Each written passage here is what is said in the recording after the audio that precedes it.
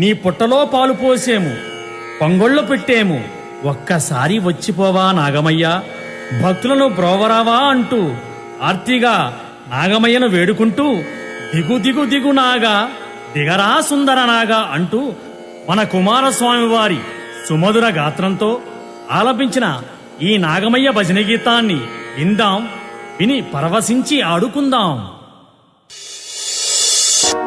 దిగు దిగు దిగు నాగా, దిగరా సుందర నాగా, దిగరా సుందర నాగా. నాగు